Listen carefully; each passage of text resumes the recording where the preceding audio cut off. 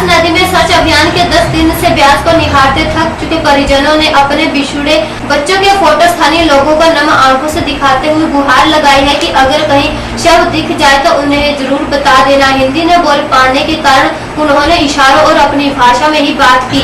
प्रशासन ने कहा कि सभी परिजन वापस लौटना चाहते हैं, लेकिन कुछ का कहना है कि मृत्यु प्रमाण पत्र दे दिए जाए तो वे अपने राज्य लौट जाएंगे। लिहाजा प्रशासन की ओर से यह औपचारिकता पूर्ण न होने पर परिजन यही ठहरेंगे।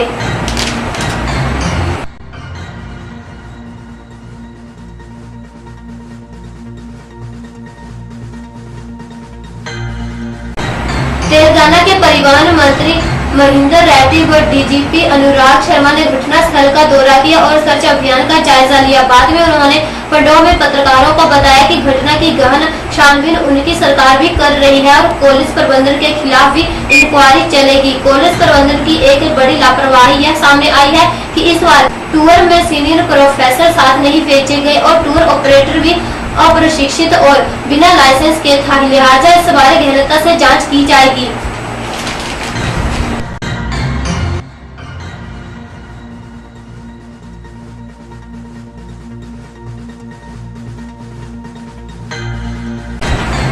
स्वास्थ्य सेवाओं के क्षेत्र में प्रदेश सरकार हमीरपुर क्षेत्र से सुतेला व्यवहार कर रही है। यह आरोप जारी एक प्रेस बयान में पूर्व मुख्यमंत्री एवं नेता प्रतिपक्ष प्रोफेसर प्रेम कुमार धूमर ने लगाए हैं। उनका कहना है कि हमीरपुर के जोनल अस्पताल में आज किसी भी ओपीडी में पहुंचने वाले मरीजों को देखने के लिए एक भी डॉक्टर उपलब्ध नहीं था। बयान में कहा गया है कि एमसीआई के निरीक्षण के बाद पर सरकार ने हमीरपुर के जोनल अस्पताल में तैनात डॉक्टरों को कांगड़ा स्थित टांडा मेडिकल कॉलेज में भेज दिया है। भाजपा नेता ने कहा कि स्त्री विश्वास की ओपीडी में आने वाली महिलाओं को विशेष रूप में अधिक मुश्किल का सामना करना पड़ा है।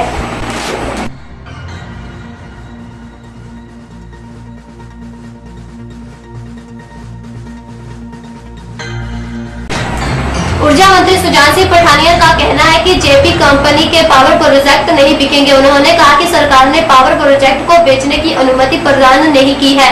इसी तरह यदि कंपनी अन्य किसी तरह के नियमों की उल्लंघना करेगी तो उसके खिलाफ नियमानुसार कार्रवाई अमल में लाई जाएगी।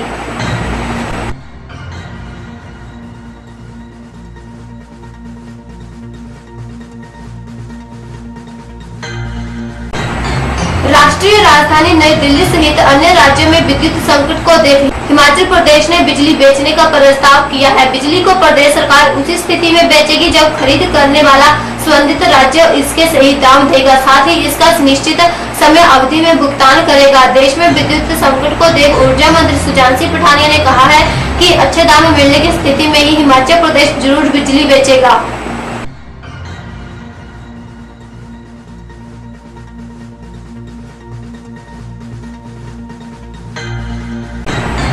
प्रदेश में इस समय करीब 9000 मेगावाट विद्युत का दोहन हो चुका है। इसके अलावा प्रदेश में 18000 मेगावाट विद्युत क्षमता चिन्हित की गई है। प्रदेश सरकार सीमित संसाधनों के चलते अपने बुत्ते विद्युत दोहन करने में सक्षम नहीं है। इस कारण निजी क्षेत्र और केंद्र सरकार के सहयोग से इसका दोहन किया जा रहा है। प्रदेश में सबसे बड़ा पावर प्रोजेक्ट केंद्र सरकार के संयुक्त उपक्रम SJVNL की तरफ से नाथपा झांकड़ी में लगाया गया है, जिसकी क्षमता 1400 मेगावाट है।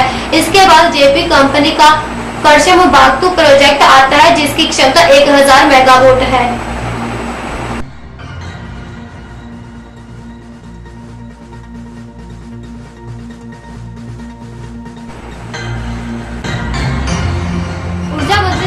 पठानिया ने कहा कि देश का हिस्सा होने के नाते हिमाचल प्रदेश अपने दायित्वों को जानता है, लेकिन इसके लिए अच्छे दाम मिलने चाहिए। उल्लेखनीय है कि बिजली के अच्छे दाम न मिलने पर मुख्यमंत्री वीरभद्र सिंह ने पड़ोसी राज्यों की इसकी बिक्री न करने की बात कही थी।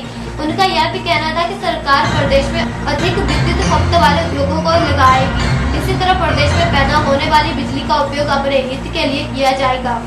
प्रदेश सरकार के पास करीब 1200 मेगावाट बिजली सरप्लस है। इससे राष्ट्रीय राजधानी दिल्ली सहित अन्य पड़ोसी राज्यों का विद्युत संकट दूर हो सकता है। प्रदेश में उपलब्ध बिजली इस समय करीब ₹2.75 से ₹3.15 प्रति यूनिट के हिसाब से बिक रही है। यह दाम बहुत कम है, जिससे सरकार बिजली पड़ोसी राज्यों को बेचना नहीं चाहती।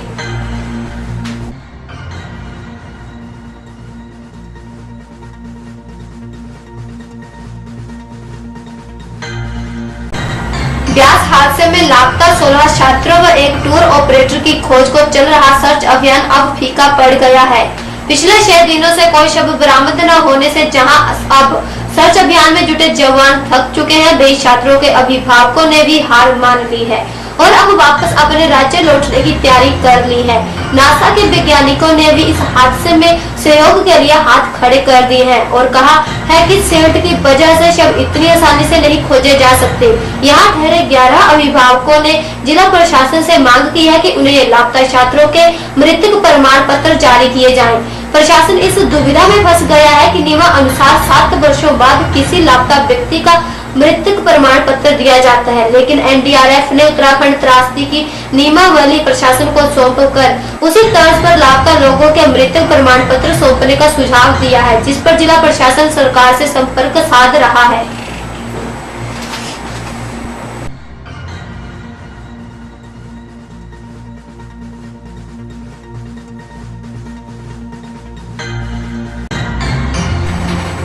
जिलाधीश मंडी देवेश कुमार ने कैंप में पत्रकार वार्ता के दौरान कहा कि अभिभावक लापता छात्रों के मृतक प्रमाण पत्र लेकर वापस जाना चाहते हैं। उन्होंने कहा कि सभी एजेंसियों के साथ बैठक कर अब यह निर्णय लिया गया है कि ब्यास में सिल्ट की मात्रा ज्यादा बढ़ने से शव उसमें दब गए हैं और सारी तकनीकें भी बेकार साबित हो रही है। लिहाजा कुछ फोर्स अब सर्च अभियान से कम की जा रही है और अब केवल 210 जवान, 28 गोताखोर, 10 बोट और 3 रोफ्टे तैनात रहेंगी।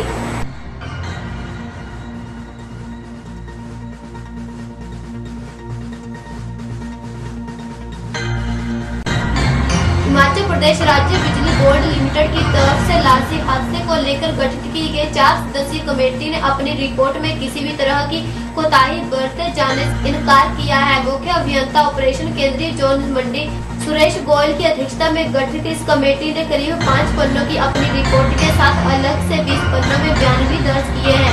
रिपोर्ट में दावा किया गया है कि पानी छोड़े जाने से पहले बाकायदा हूटर बजाया गया था। इसी तरह स्थानीय लोगों की तरफ से शोर बचाकर ब्यास नदी में फोटो खिंचवा रहे हैदराबाद के 24 छात्रों को आगाह किया गया था।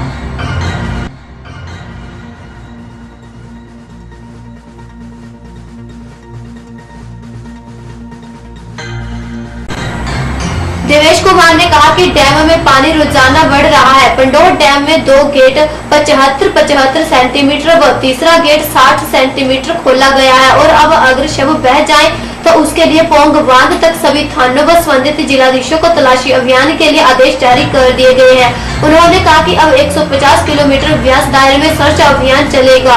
नेवी के 8 गोताखोर, आर्मी के 10, एनडीआरएफ के 10 गोताखोर, 80 जवान और 10 बोट, आईटीबीपी के 35 जवान व 2 राफ्ट, एसएसबी के 30 जवान व 1 राफ्ट और राज्य पुलिस के 75 जवान और 1 एसडीएम बांध क्षेत्र में सर्च अभियान के दौरान तैनात रहेगा। उन्होंने कहा कि सोनार टेक्निक से सर्च अभियान जारी रहेगा और जहां संभावना दिखे वहां गोताखोर लगा दिए जाएंगे।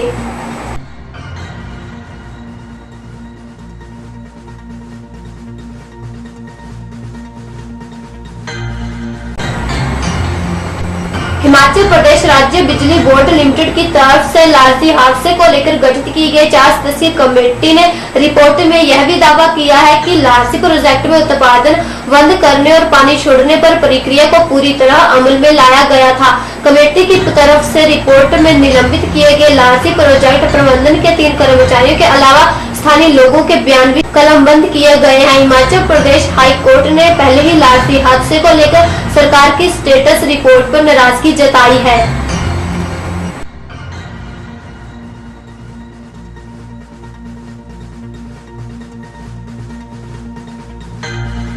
लालसी हादसे को लेकर केंद्रीय मानवाधिकार आयोग की तरफ से राज्य सरकार और डीसी मंडी को भेजा गया नोटिस मिलने की सूचना है। नोटिस मिलने के बाद सरकार इसका उत्तर देने में जुट गई है, जिसमें हादसे के बाद गठित की गई कमेटी की रिपोर्ट का भी हवाला दिया जाएगा। आयोग को सरकार की तरफ से निश्चित समय अवधि में नोटिस का जवाब भेजे जाने का निर्णय लिया गया है।